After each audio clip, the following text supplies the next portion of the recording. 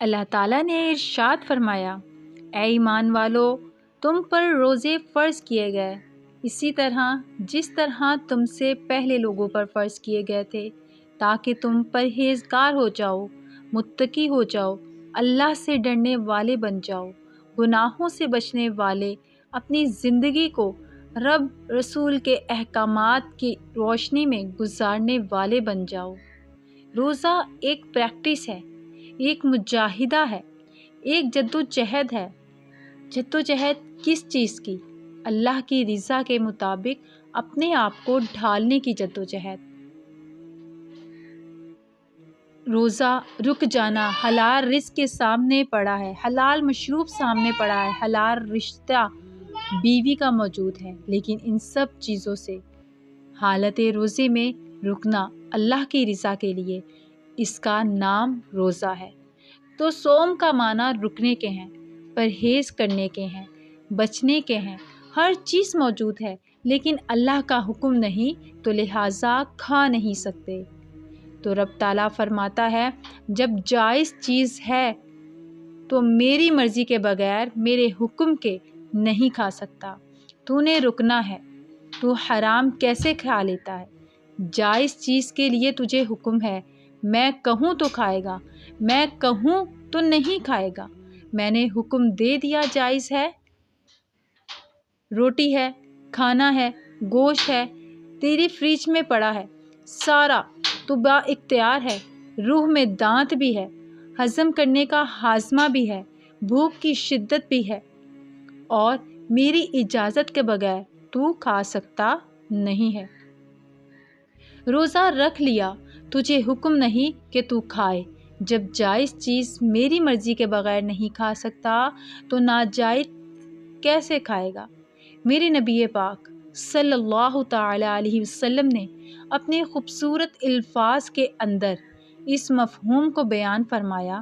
محبوب پاک صلی اللہ تعالی علیہ وسلم فرماتے ہیں، جس نے جھوٹ نہیں چھوڑا، غیبت نہیں چھوڑی، برائی نہیں چھوڑی، اللہ کو اس کی بھوک پیاس یعنی بھوکا پیاسا رہنے کی کوئی ضرورت نہیں۔ وہ کاہے کا روتا ہے جب کوئی کام تو اس نے اللہ کی رضا والا کیا ہی نہیں؟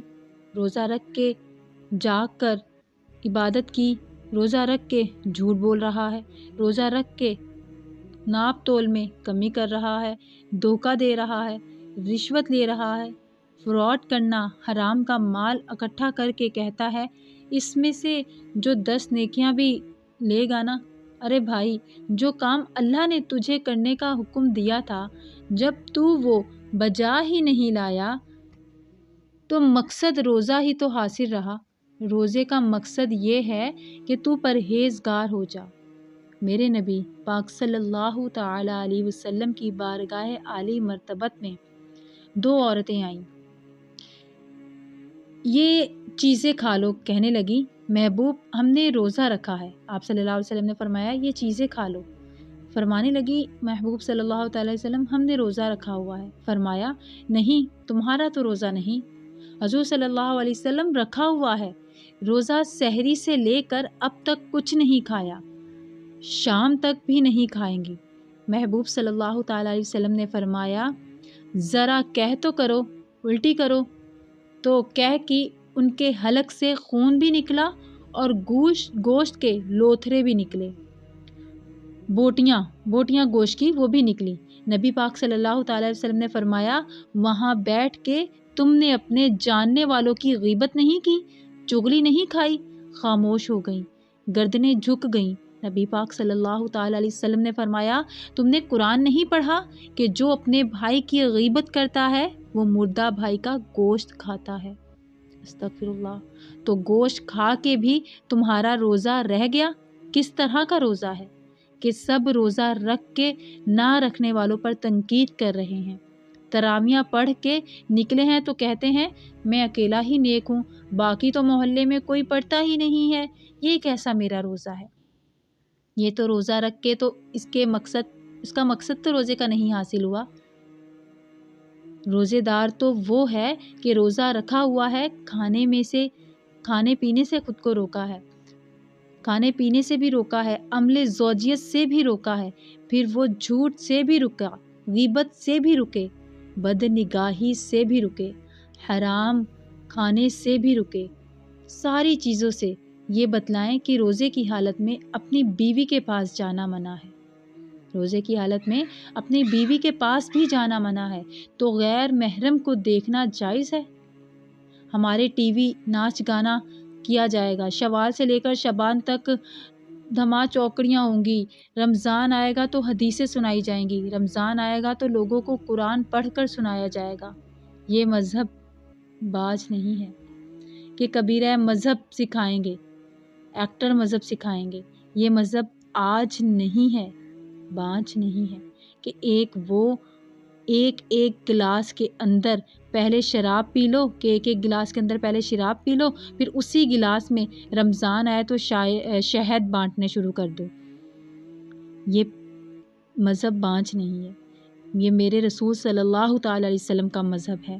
اگر تمہیں شوق ہے دین سیکھنے سکھانے کا تو یکم رمضان کو ٹی وی پہ بیٹھ کے حدیثیں سنائیں گے تو سارا سال سنائیں گے۔ نیت کر لو کہ اگر ہم یکم رمضان کو حدیثیں سنائیں گے تو سارا سال ہم حدیثیں سنائیں گے۔ زبان سے حدیث نکلے گی، پھر اس سے کبھی گندا گانا نہیں نکلے گا، پھر کبھی ناچ گانا نہیں ہوگا۔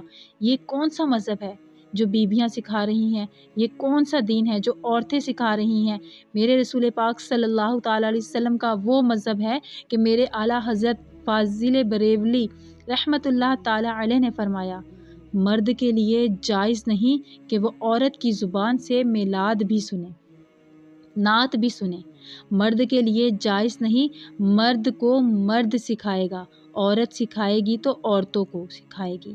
بے شک آپ سویرے فتویٰ دیجئے کہ چھوٹی سی مسجد میں بیٹھ کے، چھوٹے سے کونے پہ بیٹھ کے، چھوٹا سا مولوی اور وہاں تو اتنے بڑے مفتی ٹی وی پہ بیٹھے ہوئے ہیں، وہ غلط ہے تو صحیح ہے کیسے ہوں گے؟ سنو، میرے نبی پاک صلی اللہ تعالیٰ علیہ وسلم کے مذہب کا حسن یہ ہے کہ اسلام کہتا ہے ایک نظر بیوی کو دیکھا کسی نے غلطی سے تو معافی ہو جائے گی، ایک نظر کسی نے کسی غیر لڑکی کو دیکھا تو معافی ہو جائے گی، دوسری نظر شہوت سے دیکھا تو حرام ہے، اس کے لیے وہ پاکستان کا مولوی ہو یا سعودیہ عرب کا شاہ ہو، کسی کے لیے عورتوں کے بیچ پھرنا اٹھنا بیٹھنا جائز نہیں۔ میرے نبی پاک صلی اللہ تعالیٰ علیہ وسلم نے فرمایا ہے، میں عورتوں سے مصافحہ کرنے نہیں آیا، اور میرے نبی پاک صلی اللہ تعالیٰ علیہ وسلم نے فرمایا ہے، حضور پاک صلی اللہ تعالیٰ علیہ وسلم فرماتے ہیں، کتا بالکل ناپاک نہیں ہوتا، کتے کا تھوک ناپاک ہوتا ہے، یا کتے کا تھوک ناپاک ہوتا ہے، یا کتا گیلا ہو جائے تو ناپاک ہوتا ہے، لیکن خنزیر سارے کا سارا ناپاک ہوتا ہے۔ کوئی ناپاک ہے تو خنزیر، نبی پاک نے فرمایا خنزیر بھی ہو اور گند میں لتھڑا ہوا بھی ہو، پیشاب میں لتھڑا ہوا ہو، کوبر میں لتھڑا ہوا ہو، پکھانے میں لتھڑا ہوا ہو، خنزیر ہو، اس کا جسم تیرے ساتھ ٹکرا جائے تو اتنا برا نہیں جتنا غیر محرم عورت کا وجود تیرے ساتھ ٹکر جائے۔ تو قرآن اس حد تک میرے نبی پاک صلی اللہ تعالیٰ علیہ وسلم اور گنبد کے معاملے میں فتویٰ دینے والے، یا رسول اللہ کہنے پر کفر کا فتویٰ دینے والے اور بڑی بڑی باتیں کرنے والے خاموش کیوں ہو گئے؟ وہ فرماتا ہے، یہودیوں اور عیسائیوں کو دوست نہ بناؤ، یہ تمہارے دوست ہو سکتے ہیں، یہ تمہارے سجن ہو سکتے ہیں، جب عرش کا مالک کہہ رہا ہے سجن نہیں ہو سکتا تو دوستی کس بات کی؟ تو ان سے دوستی کیوں بڑھانی؟